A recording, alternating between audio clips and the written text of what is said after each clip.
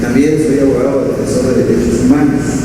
¿No? Soy un catedrático de la Universidad de la Facultad de Derecho y parte de mi vida pues, yo le he dedicado al tema de la defensa de los derechos humanos, que es el área en la que me he involucrado más.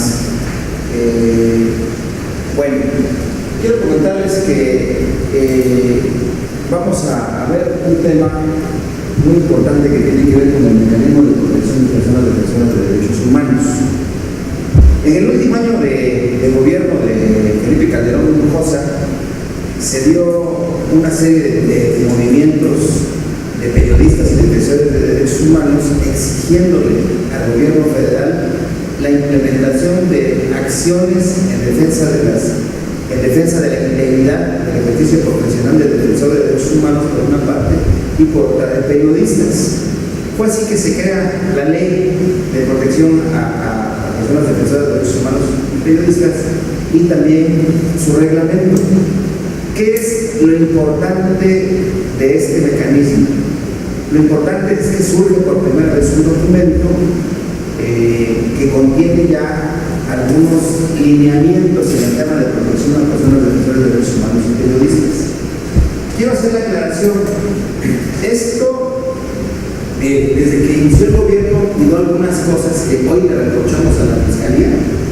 Hoy se la reprochamos porque no quisieron hacer un esquema similar al mecanismo, pero no contiene los elementos ni jurídicos ni los elementos presupuestarios para realizar el siguiente trabajo.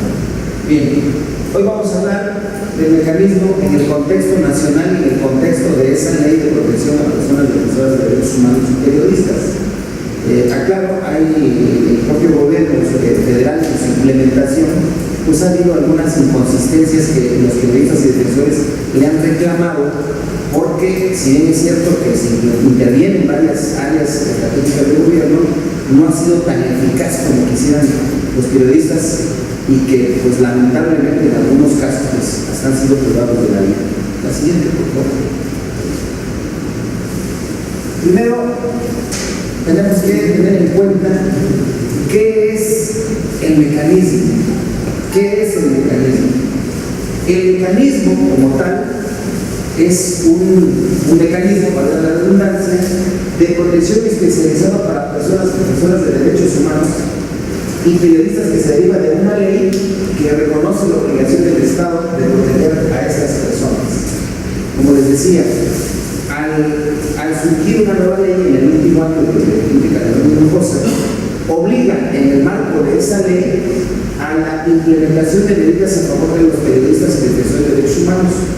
Es así que se crea un ente administrativo llamado mecanismo, ¿no? que es un ente administrativo conformado por un equipo de trabajo de personas, pero en la aplicación de medidas a favor de los periodistas y defensores, en esa aplicación también se llama mecanismo, y es al que se refiere el concepto de que es el mecanismo. Son un conjunto de acciones que realiza el Estado como una obligación que le impone la ley a favor, en este caso, de los periodistas. La siguiente, por favor. Aquí, la ley establece una estructura administrativa. ¿Quieren que les cambie el color para que se note? Porque está muy poquito. Pero ¿cómo le cambio? ¿Tienen que estar? Bueno, lo dejo para no. Bueno, la propia ley de protección a personas defensoras de derechos humanos y periodistas establece una estructura administrativa. Ahora vamos a ver la publicación de la ley. Ya contempla una estructura que se llama, en primer término, Junta de Gobierno. La Junta de Gobierno no es más que es una mesa de trabajo donde participan diversas personas que representan por una parte a la Comisión Nacional de Derechos Humanos, estoy hablando del plano nacional. Los periodistas tienen representantes, el gremio periodístico a nivel nacional, y hay personas al seno de la Junta de Gobierno que los representan están también las personas defensoras de derechos humanos que lo representan también en la Junta de Gobierno, y está la Secretaría de Seguridad Pública Federal, está la Procuraduría General de la República, y están varias dependencias que se involucran en el marco del ejercicio de funciones de la Fiscalía Especializada de Atención a Delitos contra la Libertad de Expresión, y que pues bueno, tienen un lugar en la Junta de Gobierno. Como lo decía, aquí se conforma por 9 miembros. Uno es el representante de la Secretaría de Gobernación, el que mencionábamos, el otro de la PGR, el siguiente de Relaciones Exteriores, el representante de Seguridad Pública, un representante de la Comisión Nacional de Derechos Humanos y 4 representantes del Consejo Consultivo, que se refieren a 2 periodistas y 2 personas defensoras de derechos humanos.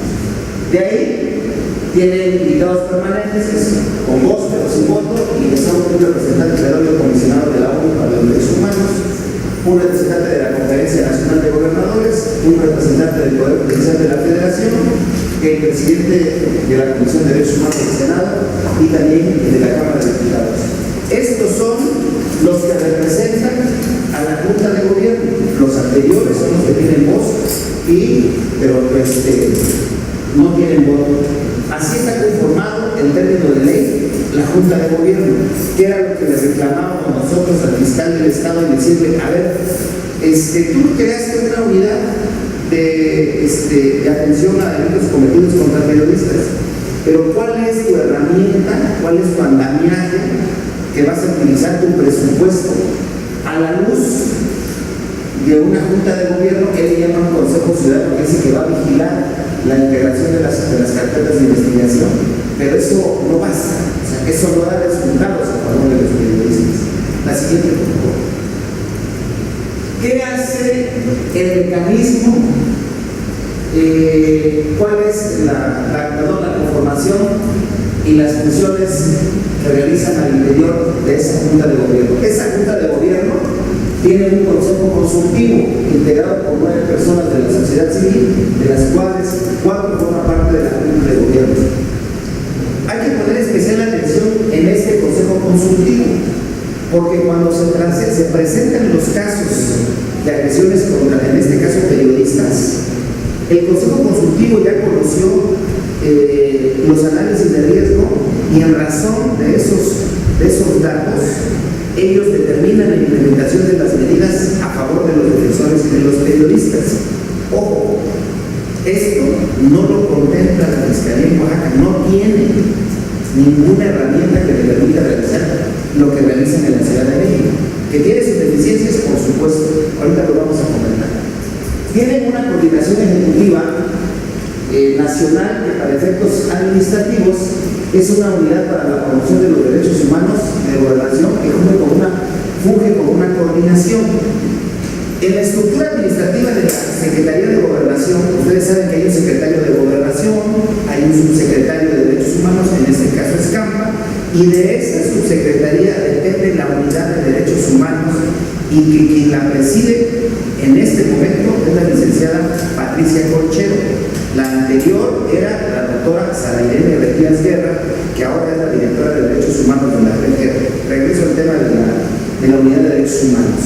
En el seno de esta unidad, como ente administrativo, tiene un área específica que se llama Mecanismo de Protección como un ente administrativo, y no confundamos las acciones, porque cuando se implementan las acciones es a través de un mecanismo en el que participan varias personas, y que pues bueno, es esta unidad la que tiene a cargo el mecanismo de protección a las personas defensoras de derechos humanos.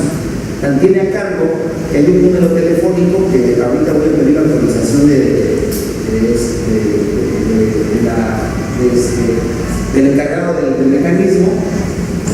Hay un número telefónico en donde se habla por teléfono y se le informa del riesgo que está ocurriendo, del hecho que está ocurriendo en este momento y los riesgos que implican. Las deficiencias que ha tenido esto, compañeros, es que hay periodistas y defensores que, a pesar de tener medidas de protección, han sido ineficaces. Platicábamos con el periodista de Veracruz, que fue acribillado teniendo medidas de protección, perdón. Bien, esta este Consejo Consultivo tiene 3 unidades auxiliares. Ojo, compañeros, aquí es donde tenemos que poner especial atención, porque fue lo que le reclamé yo al fiscal en la reunión pasada que tuvimos. Este consejo tiene 3 unidades auxiliares que son de mucha importancia, que la Fiscalía de Oaxaca no tiene. La primera, que es la unidad de recepción de casos y reacción rápida, la unidad de evaluación de riesgos y unidad de prevención, seguimiento y análisis. Les pido que pongamos atención en la nomenclatura de cada una de ellas, que son las que nos van a permitir identificar el quehacer de ello y cómo podemos nosotros solicitar la intervención de ellos a través de lo siguiente. Entonces tenemos 3 unidades auxiliares, compañeros. 3. Así mismo, por favor.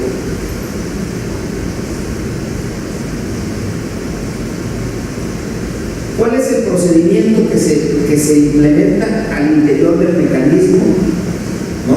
Ojo, sigo haciendo la diferenciación. Mecanismo como un ente administrativo con personas encargadas, entre ellas las unidades auxiliares, y el mecanismo como un conjunto de acciones que se implementan a favor de una persona defensora de derechos humanos o de los periodistas. Hay un número telefónico que todos los compañeros deben conocer, que cuando hay una acción inminente de agresión en contra de la integridad de los compañeros que ejercen el periodismo, inmediatamente tiene que hacer el reconocimiento a la unidad de recepción de casos y reacción rápida. Esta es la encargada de recibir la solicitud de incorporación al mecanismo. Vamos a identificar primero esta parte. Está la otra unidad que hace el análisis del procedimiento por la unidad de recepción de casos. Esta recibe y esta realiza el análisis del tipo de procedimiento. Ahorita vamos a ver cuáles son los varios procedimientos nada más. Y pues bueno, ellos realizan, aquí están los procedimientos. Uno es el extraordinario y otro es el ordinario. ¿En qué caso se aplica el procedimiento extraordinario y cuál el ordinario? La siguiente, por favor. Bien, vamos a hablar del procedimiento extraordinario. El procedimiento extraordinario son aquellos casos en que la agresión ya se dio contra el periodista o contra el defensor y tienen que implementarse inmediatamente acciones para preservar la integridad, que es también la deficiencia de la creación de la unidad de la Fiscalía de Oaxaca, que no tiene estos elementos que nos permitan presumir que al menos van a accionar de manera inmediata, porque no saben. Si le preguntan al fiscal, oiga fiscal, ¿y cómo van ustedes a intervenir en caso de que tengamos una agresión inminente y haya un riesgo a su integridad que se prolonga a través de este tiempo? No la hay. Entonces la unidad de recepción de casos emite en un plazo, una vez que le hablan los periodistas el que está siendo agredido, inmediatamente ellos emiten en un plazo no mayor de 3 horas medidas urgentes de protección. Aquí quiero hacer un alto, porque en la anterior administración esta Secretaría de Gobernación estableció un convenio de colaboración con el gobierno del Estado. Y ese convenio de colaboración establece que una vez que se tenga conocimiento por parte de la unidad del mecanismo nacional, se tiene que activar en Oaxaca la intervención inmediata, que le llaman protocolos, para atender en un plazo no mayor de 3 horas las medidas urgentes de protección. Estamos hablando del procedimiento extraordinario. Simultáneamente, el mecanismo se activa, tienen ellos un área específica donde se reciben las llamadas y empiezan a pedir intervención de Seguridad Pública Federal, de los gobiernos de los estados. Simultáneamente, ellos analizan qué medida debe implementarse en un plazo no mayor de 9 horas por esta unidad. 9 horas. Y simultáneamente realizan un estudio de evaluación de acción inmediata. En estos casos, compañeros, el mecanismo cuenta con un fondo específico, un fondo económico que determina la federación para realizar las acciones. Este fondo, compañeros, por si no lo sabían, establece en el domicilio de los periodistas acciones en el conjunto arquitectónico del domicilio, como mandolinas, cámaras de seguridad, incluso a los periodistas les mandan un botón de pánico algo o sus teléfonos los tienen, habilitan el botón de pánico. El botón de pánico, compañeros, abro un paréntesis, es un mecanismo a través del cual el periodista que tiene o el defensor que es beneficiario de las medidas de protección, si percibe que hay un riesgo en contra de su persona, lo activa de manera táctil e inmediatamente recibe, o por teléfono, recibe en la Ciudad de México, en la unidad, el dato y accionan inmediatamente. Nada más que también aquí tiene sus deficiencias porque tarda hasta un día para llegar a ver a los compañeros. O sea, esa es la deficiencia que tiene. Y el argumento es que tienen mucho trabajo, o la Policía Federal dice: es que yo estoy en Cuernavaca, pero para ir a Cimatlán de Lázaro Cárdenas son como 4 horas y estoy explotando a una persona y tengo que ir a Oaxaca y regresar y no puedo subir 4 horas. Pero bueno, realizan el estudio de evaluación de acción inmediata y en razón de ello implementan inmediatamente o acompañamiento a través de la Policía Federal, o acompañamiento a través de Seguridad Pública, o acompañamiento a través de la Policía Municipal. Son elementos que están. Pero aquí tenemos una situación y que se ha platicado al seno de otras organizaciones de periodistas. Un periodista es muy complicado traer aquí a dos varuras, ¿verdad?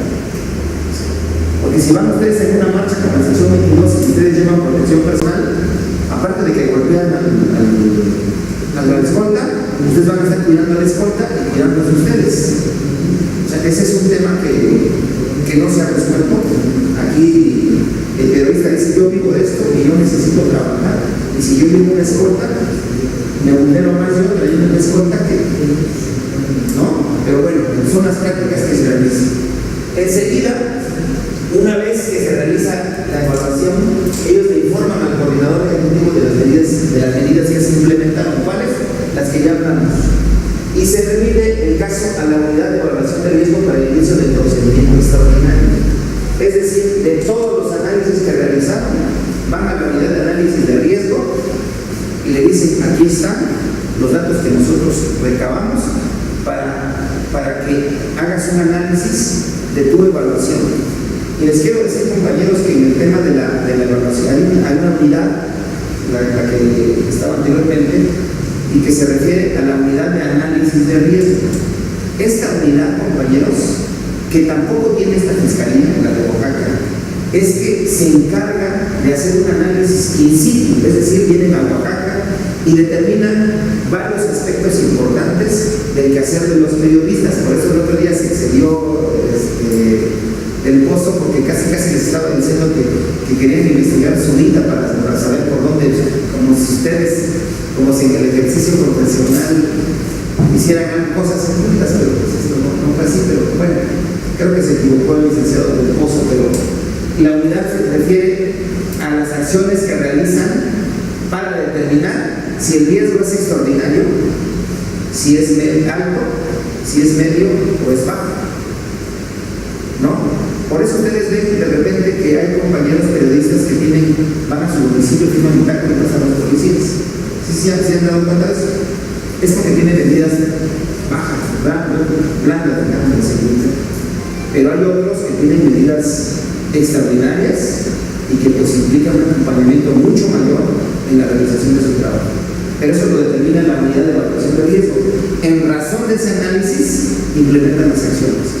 A ver, la siguiente, por favor. Y bueno, tenemos el procedimiento ordinario, que esto lo realizan en 10 días.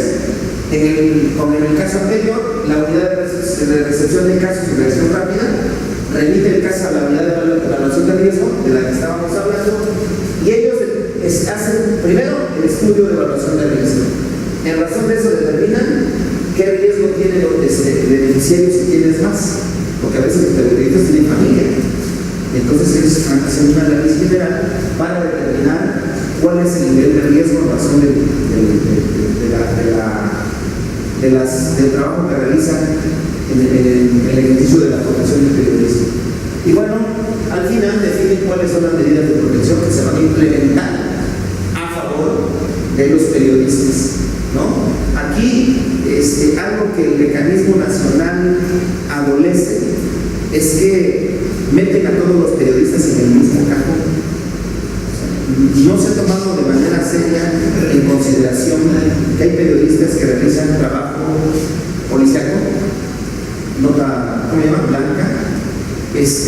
espectáculos, política. Entonces, aquí hay que tomar en consideración desde mi punto de vista cuáles son los escenarios en los que se desenvuelven los compañeros periodistas.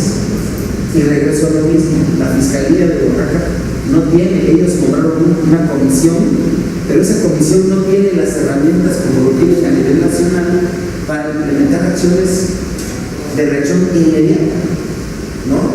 Por ejemplo, hubo un compañero que tuvo un problema con un funcionario de Trinidad y que llama el funcionario y le dice, oye, le reclama, le reprocha, pues, ¿no? Entonces, eso, quieras o no, compañeros, es un acoso, es un acto intimidatorio en el ejercicio de su trabajo. Entonces, de alguna manera vulnera ese ejercicio profesional. ¿Y cómo va la Fiscalía de Oaxaca a implementar alguna acción para él, ¿no? O al menos para llamar al funcionario y decirle, oye, no se te olvide que es un periodista y que en razón de las funciones que realiza, uno puede realizar actos de intimidación, ¿no? En todo caso, hay en los medios de comunicación hay un método para hacer sus aclaraciones, ¿no? En todo caso. Bien. Aquí hay una coordinación que comunica los acuerdos de la Junta a las autoridades correspondientes. Esa Junta de Gobierno que vimos hace rato, la estructura administrativa, ese Consejo Consultivo, una vez que emiten las medidas, les informan a las autoridades, a la luz del convenio firmado por el Gobierno del Estado, la obligación de intervenir. O sea, aquí no es de que, mira, si puedes, no.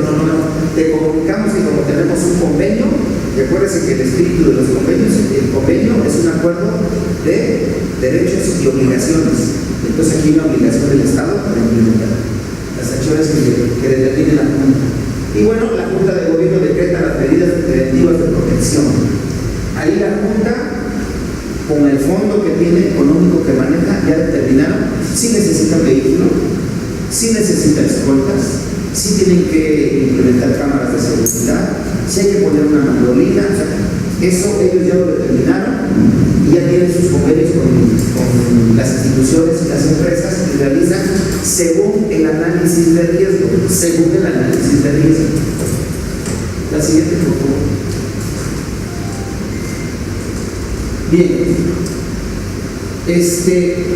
en términos generales, aquí consigné cuáles son las medidas que establece el mecanismo. En el marco de la ley de protección a personas defensoras de derechos humanos y periodistas, se establecen 4 medidas. Si ustedes ven allá, tenemos medidas urgentes de protección. Ojo con esto es lo inmediato y lo que ha causado mucha inconformidad en el gremio periodístico, porque no hay la capacidad, por lo que ya les dije, sobre todo en la República Federal, de intervenir de manera inmediata. O sea, hay deficiencias. Las medidas urgentes de protección son todas aquellas acciones y medios para regular de manera inmediata, sobre todo la vida y la integridad y la seguridad de las personas beneficiarias. Cuando es una medida urgente, se implementan las acciones que ya les comenté, que van desde el acompañamiento con la policía, un vehículo, etcétera, etcétera, y eso es en un plazo máximo de 9 horas. Las medidas de protección, como tal, son las mismas medidas que tienen una finalidad de enfrentar el riesgo y proteger la vida y la libertad de todas las personas que ejercen la profesión. Esas son las medidas de protección, ¿no? Y las medidas preventivas, como su nombre lo dice, coadyuvan en la prevención de la comisión de algún delito o de alguna agresión en contra de los periodistas. Y finalmente, las medidas de prevención que se refieren a las acciones y medios encaminados a desarrollar políticas públicas. Es decir, en el marco de la ley, pues ya se implementan esas acciones a favor de los periodistas con acciones específicas. La siguiente, por favor. Bueno, aquí las personas, como aquí finalmente, pues vamos a hacer la diferenciación. El mecanismo únicamente protege a periodistas y a personas defensoras de derechos humanos. Aquí yo consideré quiénes son los periodistas, desde nuestro punto de vista, pero se puede enriquecer con las opiniones de ustedes, ¿no? Son aquellas personas físicas que realizan el ejercicio periodístico a través de distintos medios y que esto, en términos jurídicos, pues es un derecho, el derecho a la información es un derecho humano. Esto es en términos generales, compañeros, cómo está conformado el mecanismo, ¿no? Esto es a nivel federal. La plática que tuvimos con el fiscal y el reproche que le hicimos es precisamente, compañeros, que ese acuerdo con el que se crea la unidad de atención a periodistas no cuenta con una herramienta jurídica y de protección a favor de los periodistas, ni siquiera homologando las acreditaciones como lo tiene el gobierno federal. Únicamente dice que hay un comité ciudadano, ¿se lo leyeron? Comité ciudadano que va, y el fiscal dijo para que dé seguimiento a las integraciones de las carpetas de investigación o averiguaciones. Y desde nuestro punto de vista, compañeros, eso no sirve de nada. ¿Por qué? Porque el propio decreto no establece cuáles van a ser las funciones, no establece cuáles van a ser las medidas, no establece si tenemos una unidad de evaluación de riesgo. Regresamos, licenciado, por favor. Al menos 3 unidades importantes que intervienen, anterior, por favor, que intervienen en la implementación de medidas.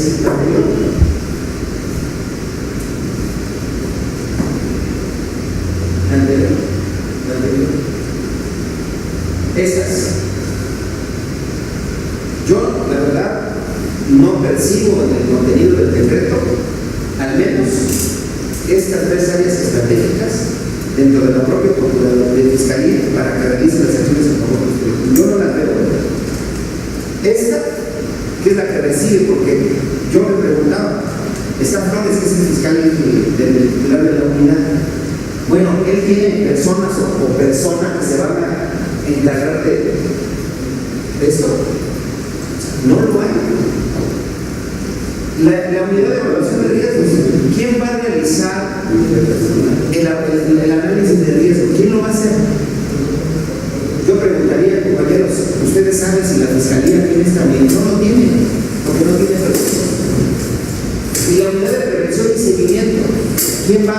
O sea, yo quiero, ya me imagino al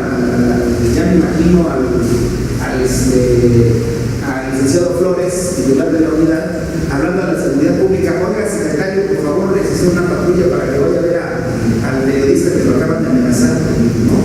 O comandante de la ministerial, acude usted inmediatamente. ¿Qué van a hacer? No van a saber qué hacer porque no se ha realizado la evaluación del riesgo de manera urgente para saber cuál es la necesidad cuando está en riesgo la integridad y la vida de los periodistas. Entonces, esto es lo que tiene a nivel federal la Secretaría de Gobernación, porque depende este administrativo, la Secretaría de Gobernación, pero en especial estas 3 unidades que realizan trabajos específicos no lo tiene la Fiscalía. Entonces yo les comento a ustedes que aquí tenemos una petición que hacer al fiscal para decirle, a ver, eso que tú hiciste allá, está bien, que creaste la unidad, ahora nosotros queremos saber cómo lo va a hacer. ¿Quién va a realizar esto? ¿Quién va a realizar esto? ¿Y quién va a realizar esto? Y queremos saber si cuentas con un fondo. Porque yo les voy a decir una cosa, en mi experiencia, cuando se le habla a la fiscalía, es que no tengo dinero porque no tenemos un fondo para este tema y no tengo ni para la gasolina. Claro. Entonces, lo que se hace es que se incrementa el nivel de riesgo para los delitos y defensores, porque no hay un presupuesto que ayude a realizar las acciones a favor de los periodistas. Yo conozco solamente un solo caso de una persona a nivel nacional que tiene medidas extraordinarias y tiene de todo, pero es una sola persona, pero ¿y los demás? Entonces, esto debemos tomarlo nosotros como una referencia para ir construyendo a partir del ejercicio que ustedes hacen y de los riesgos que conlleva el ejercicio periodístico, y que a partir de esto podemos decirle que al fiscal que nos socialice cómo lo va a realizar, que fueron los reclamos que hicieron todos, ¿no? Por ejemplo, hay un caso de amenaza en contra de un periodista y que fue un funcionario público. A ver, yo activo mi protocolo fiscal, yo te digo que intervengas y dices la averiguación, implementas medidas, le llaman la atención al funcionario público y a aquel que lo pides. ¿No dan? Y por eso hay casos de compañeros que se molestan y dicen, pues, yo ya presenté mi denuncia, decía el compañero, y no ha pasado nada. En el caso de otro compañero que decía Luis, que estuvieron policías implicados en un hecho, únicamente imputaron a uno y los demás no. Pero ¿por qué no? O sea, habría que ver qué hizo el Ministerio Público, porque a lo mejor el Ministerio Público, o sea, eran las 12 de la noche, tenía 6 policías y le tocó lo más fácil, le tocó la declaración a él y los demás únicamente estaban presentes en el lugar de los hechos. Y entonces ya no hay una imputación directa en la comisión de un delito, más que contra una sola persona, pero había más implicados. Y por eso el compañero, con justa razón, se molesta y dice, no es posible que yo llegue y los demás sean libres, ¿no? Entonces, ¿quién va a realizar entonces esos análisis? Entonces aquí el tema lo coloco en la mesa, compañeros, porque tiene que ver necesariamente con acciones de protección por parte de la Fiscalía a favor de todas y todos los que ejercen esta profesión.